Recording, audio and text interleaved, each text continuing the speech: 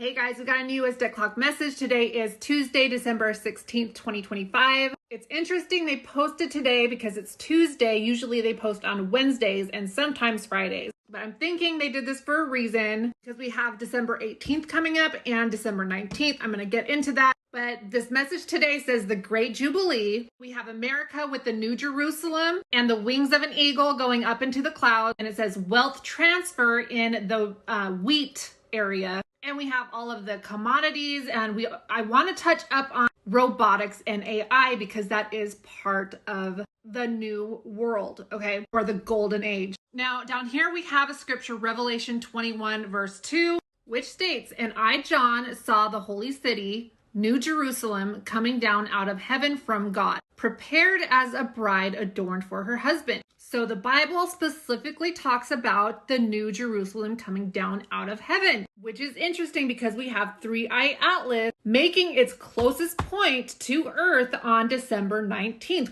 which is just a few days. And 3i Atlas has been described as the size of Manhattan or New York City. And the US Debt Clock has shown us 3i Atlas or Atlas in the sky along with all of the biblical signs, okay? Now, the Great Jubilee is the restoration to original ownership in Leviticus 25. The Jubilee resets everything. Not only is it biblical, you guys, there is a whole book called the Book of Jubilees that was left out of the Bible. I find it interesting that the books that are left out of the Bible don't have an AC. Most of these books, like the Book of Enoch, the Book of Jubilees, prophesy of the righteous being elevated and lifted up out of slavery and are given the inheritance into God's kingdom. Now, Revelation 21:2 shows the ultimate restoration, humanity and creation return to God's original design, not temporarily like the Israel's Jubilees, but eternally. And we've heard Trump talk about his peace plan being an eternal plan, not a 7-year covenant. He talks about it being an eternal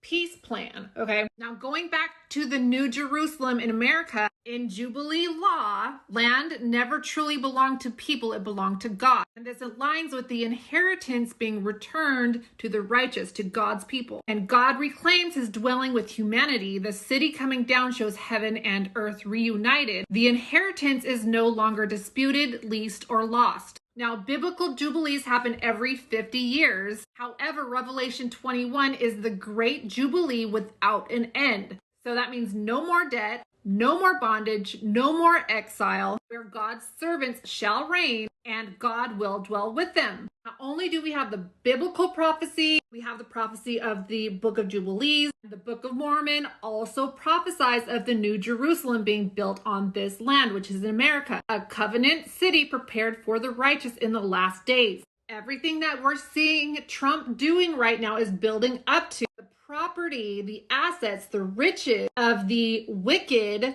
being blocked and apprehended, okay? And their riches is being transferred to the righteous, to the people. This executive order that Trump signed December 21st of 2017, which will be 8 years ago on December 21st this year, 2025, where he signed the order to block the property of persons involved in serious human rights abuse or corruption. And that wealth that was taken from the wicked is being held in the sovereign wealth reserve, where that wealth is owned by the people, by the righteous. That's what this whole debt clock message here, total repo, is where the U.S. Treasury, the repo squad, is confiscating all of this wealth.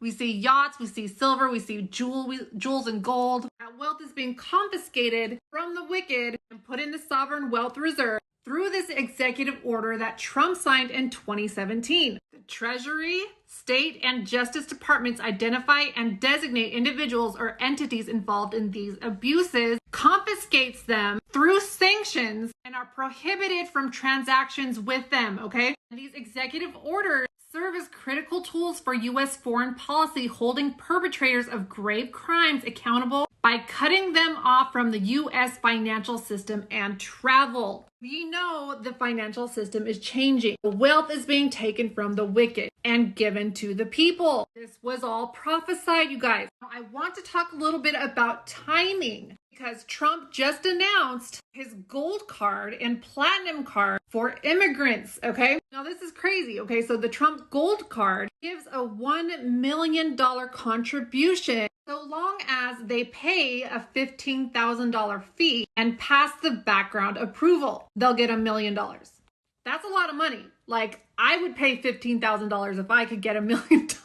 okay? Trump Platinum Card will give a $5 million contribution after a $15,000 processing fee. And they will have the ability to spend up to 270 days in the United States without being subject to U.S. taxes on non-U.S. income. Now, of course, they would have to be vetted and approved for this. And after looking into it, this program was mandated to be implemented by December 18th, 2025 under the executive order that created it. So that's just in a few days, okay? Now, I want to go over this video that I posted. I actually posted this October 3rd, 2025. I got the date mixed up on there. On this video, I was talking about how this year is a sabbatical Jubilee year. The great trumpet blast was blown announcing Jubilee to the land at the Rams game, okay? Third, yesterday was Yom Kippur, which is the Day of Atonement. If this is a sabbatical year, then Jubilee is announced on the Day of Atonement. We have seen so many politicians and government agencies acknowledging Yom Kippur yesterday. I've never seen before. I've never seen so many politicians and government agencies acknowledging Yom Kippur, the Day of Atonement. It was everywhere, all over social media, you guys. And I referenced in my last video that if this is a sabbatical year, Jubilee would be announced with a long trumpet blast or a long blowing of a shofar, which is a ram's horn, at the end of Yom Kippur. And what did we have yesterday? We had a shofar blown at the Rams game, you guys, last night in front of the entire nation.